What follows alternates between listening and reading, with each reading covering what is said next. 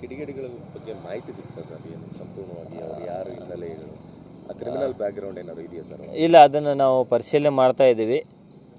ಮುಖ್ಯವಾಗಿ ಮೊದಲನೇ ದಿನ ರಾತ್ರಿ ಏನು ಇನ್ಸಿಡೆಂಟ್ ಆಯಿತು, ಕಲ್ಲು ತೂರಾಟ ಆಯಿತು, ಆ ಒಂದು ಸಂದರ್ಭದಲ್ಲಿ ಯಾರ್ಯಾರು ಭಾಗಿಯಾಗಿದ್ರು ಈಗಾಗಲೇ ಒಂದು 26 ಜನದ ನಾವು ಲಿಸ್ಟ್ ಮಾಡಿದ್ದೀವಿ. ಅದರಲ್ಲಿ 22 ಜನದ್ದು ಅರೆಸ್ಟ್ ಆಗಿದೆ. ಇನ್ನೂ ಸುಮಾರು 4 ಜನದ್ದು ಅರೆಸ್ಟ್ ಆಗೋದು ಬಾಕಿ ಇದೆ.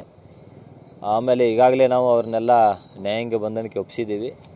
ಅರೆಸ್ಟ್ ಆದವರಿಗೆಲ್ಲ ಅವರನ್ನು ನಾವು ಪೊಲೀಸ್ ಕಸ್ಟಡಿಗೆ ತೆಗೆದುಕೊಂಡು ಹೆಚ್ಚಿನ ಒಂದು ವಿಚಾರಣೆ ಮಾಡೋ ಬಗ್ಗೆ ನಾವು ಯೋಚನೆ ಮಾಡ್ತಾಯಿದ್ದೀವಿ. ಅವರು ಯಾರೆಲ್ಲ ಭಾಗಿಯಾದರು ಅವತ್ತು, ಮತ್ತು ಅವರಿಗೆ ಯಾರಾದರೂ ಕುಮ್ಮಕ್ಕು ಕೊಟ್ಟಿದ್ದಾರಾ, ಮೊದಲೇ ಏನಾದರೂ ಪ್ಲ್ಯಾನ್ ಮಾಡ್ಕೊಂಡು ಬಂದಿದ್ದರೆ ಅನ್ನೋದ್ರ ಬಗ್ಗೆ ಹೆಚ್ಚಿನ ತನಿಖೆಯನ್ನು ನಡೀತಾ ಇದೆ.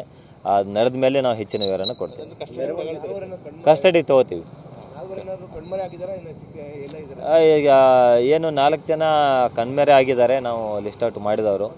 ಅದರ ಜೊತೆಗೆ ಇನ್ನೂ ಹಲವಾರು CCTVಗಳು ವಿಡಿಯೋಗಳನ್ನು ನಾವು ವಾಚ್ ಮಾಡ್ತಾ ಇದ್ದೀವಿ. ಅದರಲ್ಲಿ ಯಾರ್ಯಾರ್ದು ಮೂಮೆಂಟ್ ಇದೆ ಅದನ್ನು ಸಹಿತ ನಾವು ಪರಿಶೀಲನೆ ಮಾಡ್ತಾ ಇದ್ದೀವಿ. ಇಲ್ಲ, ಅದ್ರ ಬಗ್ಗೆ ನಾವು ಇನ್ನೂ ಹೆಚ್ಚಿನ ಮಾಹಿತಿ ಕಲೆ ಹಾಕಬೇಕಾಗಿದೆ. ನಿನ್ನೆ ಮೆರವಣಿಗೆ ಸಂದರ್ಭದಲ್ಲೂ ಪ್ರಚೋದನೆ ಮಾಡುವಂಥ ಕೆಲಸ ಆಗ್ತಿದೆ. ಕೆಲವರು ತಳವಾರ ತೋರಿಸಿದ್ರು, ರಾಡ್ಗಳು ತೋರಿಸಿದ್ರು ಅನ್ನುವಂಥದ್ದು ಆರೋಪಗಳು ಮಾಡ್ತಾರೆ. ಇಲ್ಲ, ಅದು ನಿನ್ನೆ ಮೆರವಣಿಗೆ ಸಂದರ್ಭದಲ್ಲಿ ನಮ್ಮ ಗಮನಕ್ಕೆ ಸಹಿತ ಕೆಲವೊಬ್ಬರು ತಂದರು. ಮೆರವಣಿಗೆ ಹೋಗ್ತಾ ಇರುವಾಗ ಕೆಲವರು ಪಕ್ಕದ ಏರಿಯಾದಿಂದ ರಾಡ್ಗಳನ್ನು ತೋರಿಸಿದ್ರು ಅಂತೇಳಿ. ಬಟ್ ಇದುವರೆಗೂ ನಾವು ಕಲೆ ಹಾಕಿದ್ರಲ್ಲಿ ಯಾವುದೇ ಒಂದು ವಿಡಿಯೋಗಳಾಗಲಿ CCTVಗಳಾಗಲಿ ಸಿಕ್ಕಿಲ್ಲ.